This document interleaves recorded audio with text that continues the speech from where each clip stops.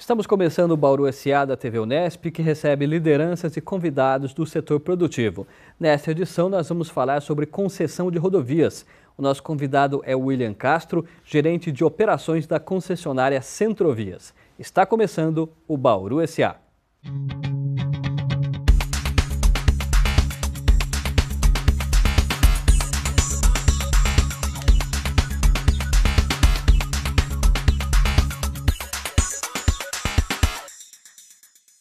William, muito obrigado pela presença, por ter aceitado o nosso convite. Olá, Tárcio. Obrigado pelo convite, estamos sempre à disposição. Vamos falar então sobre concessão de rodovias. Apesar do custo ao usuário, William, do usuário que paga o pedágio numa rodovia concessionada, para a empresa, no caso a Centrovias, o que vocês observam da experiência de vocês que se traduz em vantagens no caso da concessão de rodovias? A concessão rodoviária ela já existe, né, no estado de São Paulo desde o ano de 1998 e eu acho que são visíveis as vantagens, né? A última pesquisa da CNT, por exemplo, ela mostrou que as 10 melhores rodovias do país, elas estão no estado de São Paulo e todas elas fazem parte do programa de concessão estadual.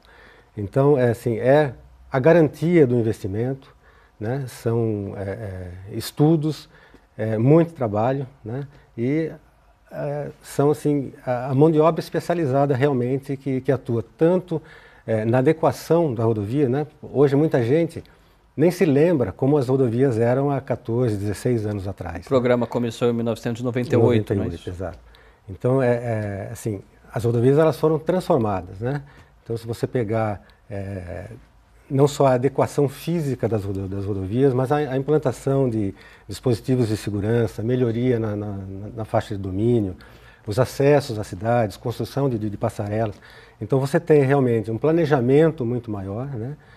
Você tem especialistas trabalhando na rodovia. Eu acho que essa é a grande vantagem da concessão rodoviária. A definição do valor da tarifa de pedágios numa rodovia concessionada depende de variáveis da utilização da rodovia e das condições da malha rodoviária antes, do processo de licitação.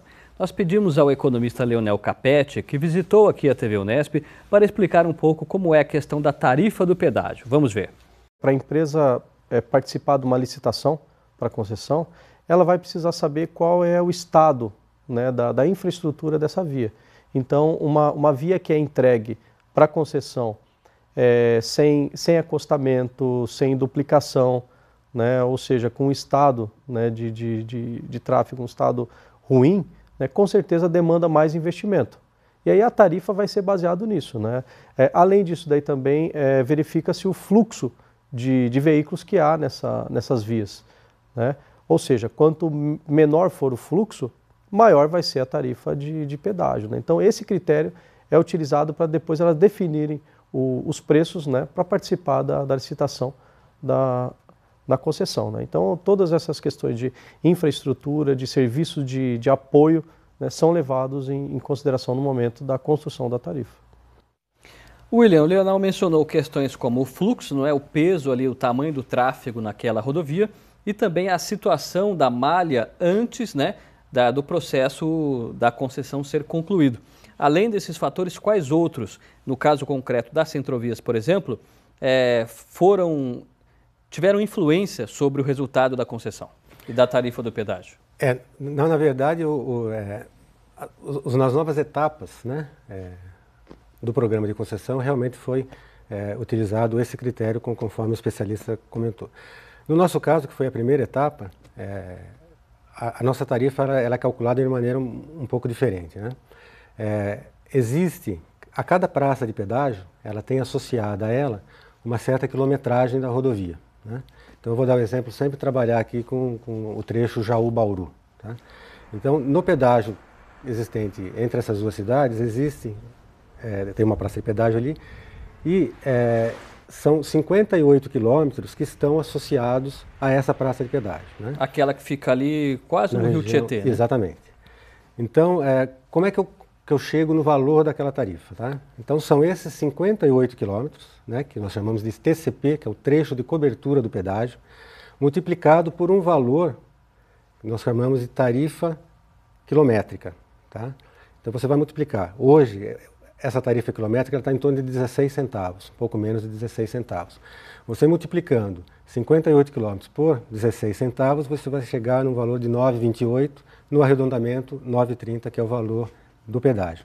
Essa tarifa quilométrica ela foi definida pelo governo do estado de São Paulo, porque como foi a primeira etapa do programa de concessão, esse era o valor cobrado lá em 2007, que foi, né, ele foi sendo reajustado ao longo dos anos, mas lá em 97, perdão, era utilizado essa metodologia e que se manteve até hoje.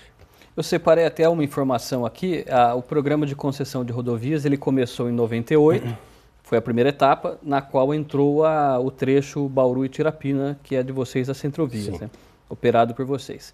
Em 2008 ele teve a segunda etapa. Aí então entraram outras vias, inclusive, por exemplo, Dom Pedro I, Raposo Tavares e a Marechal Rondon, que aqui em Bauru é dividida, né? Bauru seria o divisor da Rondon, leste e oeste, não é? E até em cima dessas informações eu queria perguntar o seguinte, você mencionou o caso de Jaú que tem um pedágio. Como que funciona a distribuição de parte da arrecadação de uma praça de pedágio para o município onde está inserido? Ou não? Todos os municípios ao longo da rodovia, independentemente de terem ou não a praça de pedágio, recebem parte da arrecadação. A concessionária de rodovias ela é uma empresa e ela recolhe todos os impostos como qualquer prestadora de serviço, né? Então, no caso das concessionárias, nós recolhemos o ISS, né, que gira em torno de 5%, a maioria dos municípios a alíquota é de 5%. Que é o imposto sobre serviço. Sobre serviços, isso. Como é que ele é distribuído?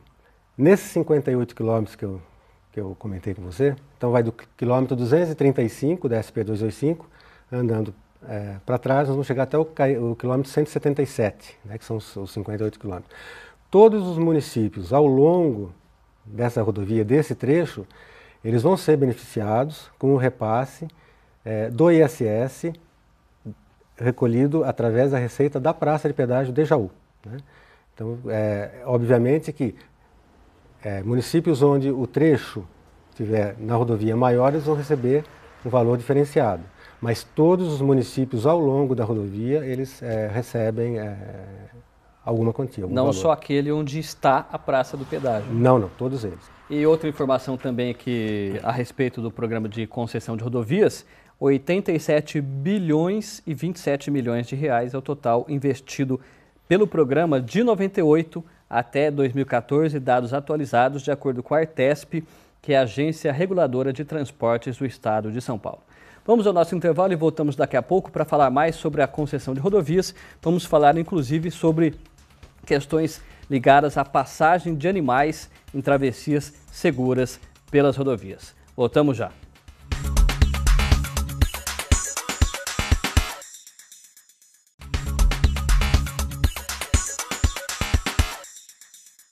Estamos de volta com o Bauru SA. Eu recebo hoje o William Castro, que é da Centrovias, é gerente de operações da Centrovias e estamos falando sobre concessão de rodovias.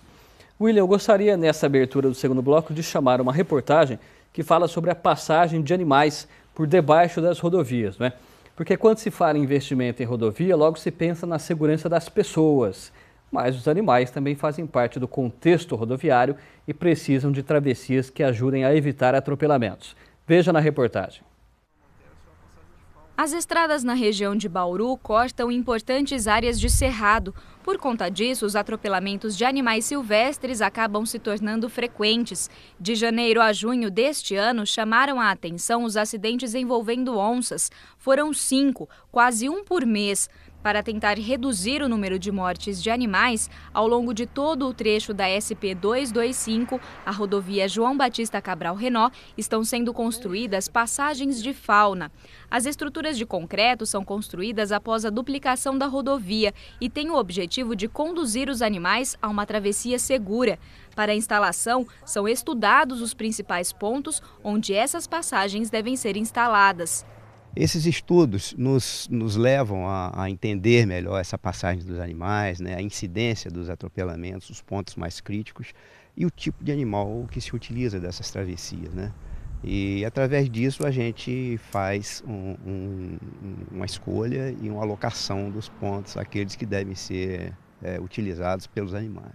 Mas apenas a passagem de concreto não é suficiente. Todo o entorno precisa ser preparado para que os animais sejam direcionados à travessia. E o trabalho não pode ser interrompido depois da construção. Segundo o diretor do Zoológico Municipal de Bauru, é preciso que as passagens sejam constantemente monitoradas por causa das mudanças nas paisagens ao longo das rodovias. Quando você modifica, né, a cultura em que você está tendo ao lado dessa rodovia, você vai mudar as espécies animais que vão habitar aquele local. Então, muitas vezes, uma passagem dessa, ela pode ser efetiva nesse momento, mas com o passar dos anos e com a mudança dessa passagem, ela pode deixar de ser efetiva para as novas espécies animais que vão utilizar esse local.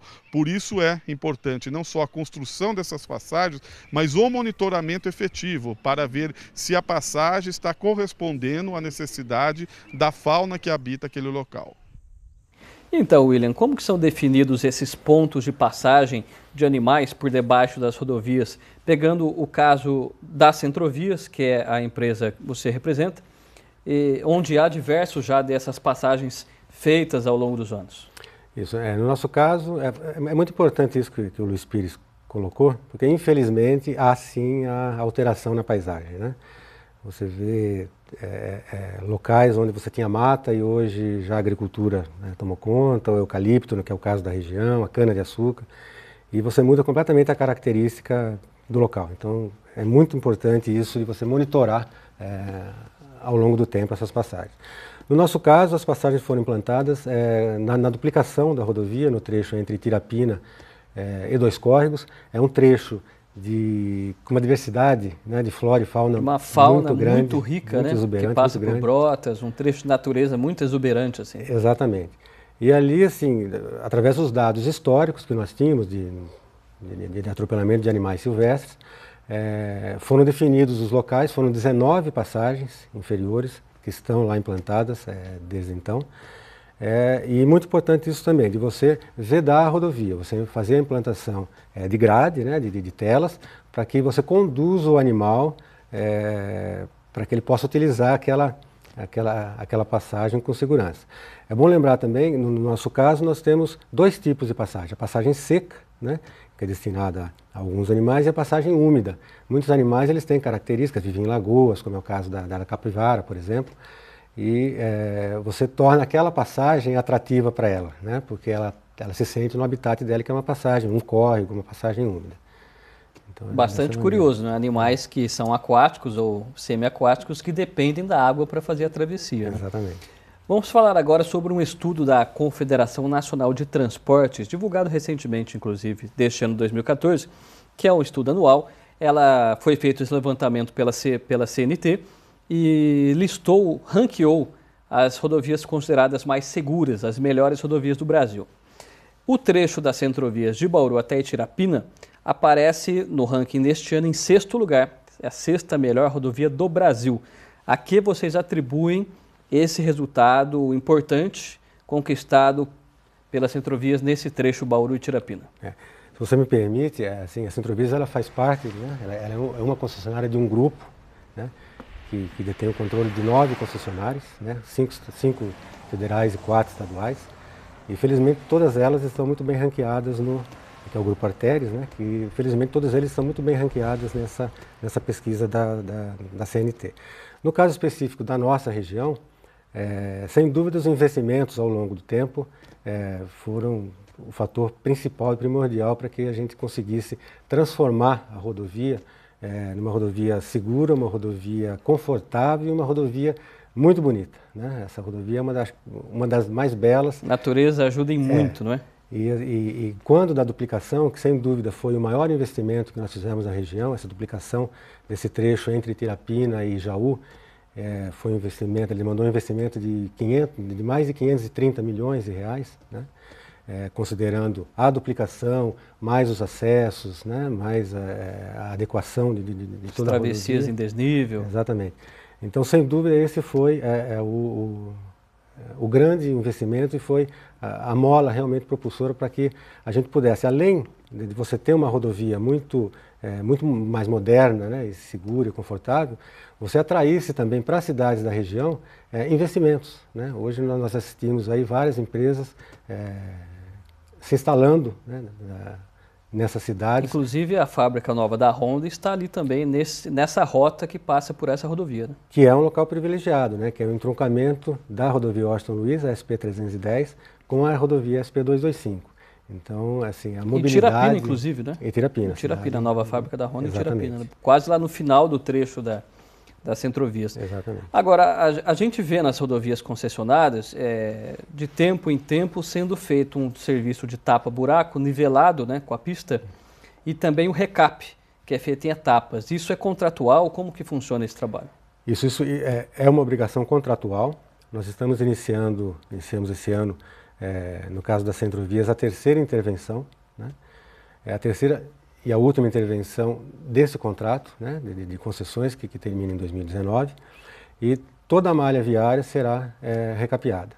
Então, nós temos inclusive implantado ao longo das rodovias faixas, pedindo aí a compreensão do usuário, porque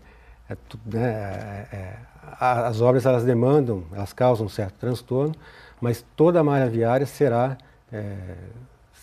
recapeada, nessa intervenção está sendo feita, e até o final do contrato, em 2019, só nessa região, né, na nossa região, o investimento aí em torno de 168 milhões de reais vão ser destinados a esse recap. Nessa etapa de serviços, né? Só para mencionar rapidamente, nós falamos do ranking, né? A rodovia dos Bandeirantes é a melhor colocada nesse ranking, é a primeira colocada. Depois nós temos a SP-330, que liga São Paulo a Uberaba.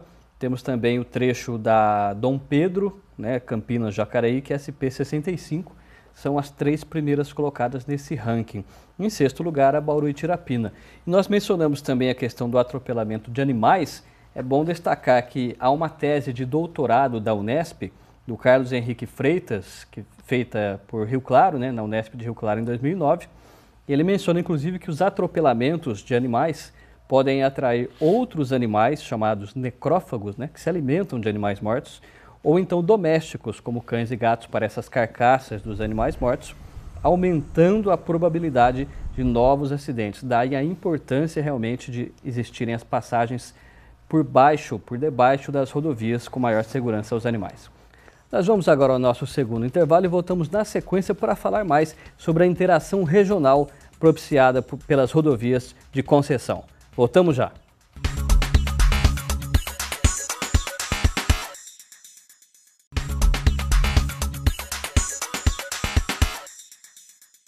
Muito bem, estamos de volta com o Bauru S.A. Eu recebo o William Castro, que é gerente de operações da Centrovias. Estamos falando sobre rodovias concessionadas nesta edição. William, gostaria de perguntar sobre a interação regional, não é, propiciada pelas rodovias concessionadas. No caso da Bauru e Tirapina, que estamos comentando, nós temos uma interação regional muito forte. Basta percorrer a rodovia para perceber a quantidade de carros de passeio, mas também caminhões que circulam entre Bauru, Pederneiras, Jaú, até um pouco adiante, Dois Córregos. Qual que é a visão, essa visão regional que a Centrovias tem sobre a questão da rodovia? A região, sem dúvida, ela é muito próspera, né? Nós temos aqui uma atividade agrícola, industrial e turística muito intensa, né?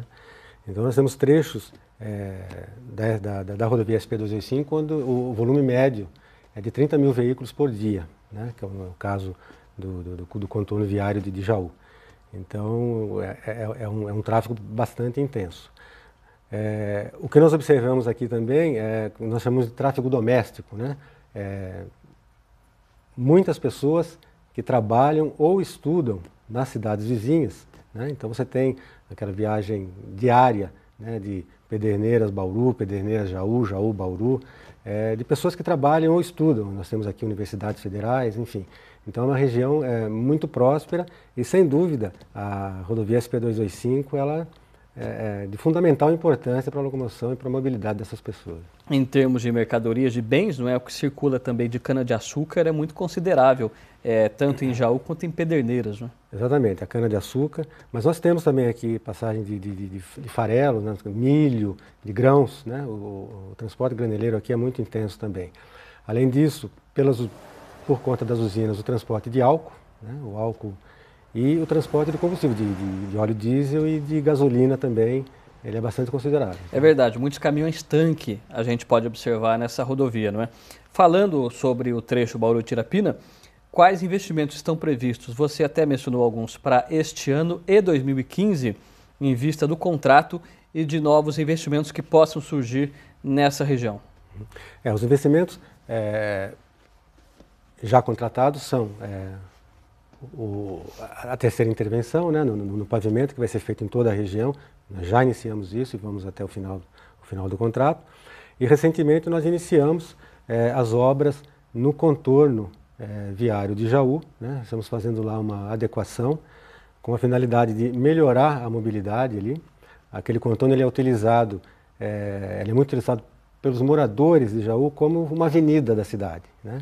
E então ali nós temos um tráfego diário muito intenso e nós estamos readequando as marginais, tá? No sentido de segregar o tráfego e deixar realmente na rodovia somente aqueles veículos que vão fazer um trajeto mais longo. Com isso, além de melhorar a mobilidade, você, sem dúvida, dá um salto muito grande no termo de segurança, né? Você cuida muito da segurança dos usuários naquela região. Isso que você mencionou já ocorre em Bauru com a Marechal Rondon, né? O bauruense usa a Marechal Rondon como uma avenida de maior capacidade, né? Essa é uma característica de todas as rodovias que cortam as cidades, né? Ao longo das rodovias das cidades, com o crescimento das cidades, isso realmente acontece. E a tendência é justamente essa, que você faça a adequação de vias marginais, a fim de que você deixe nessas vias o tráfego doméstico e mantenha na rodovia somente o tráfego de longa distância. William, foi um prazer tê-lo aqui. Muito obrigado pela presença, por trazer essas informações tão importantes para a economia de Bauru e da região, para o desenvolvimento do turismo, também da indústria aqui de toda a nossa região. E que sucesso, né, as Centrovias e as demais concessionárias também ao longo de todo esse ano 2014 e 2015. Obrigado pela presença.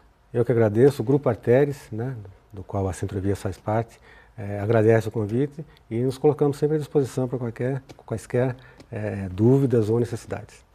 E obrigado a você também que acompanhou o nosso programa. O Bauru SA termina agora. No nosso site você encontra mais informações desta e também de outras edições. Acesse nossa galeria de convidados, veja quem já passou por aqui. Todas as entrevistas estão disponíveis em vídeo e acompanhe a programação da TV Unesp, sinal aberto canal 46 digital ou 45 analógico e pela NET canal 18. Obrigado pela sua companhia. Economia e Sociedade estão aqui no Bauru SA. Até a próxima!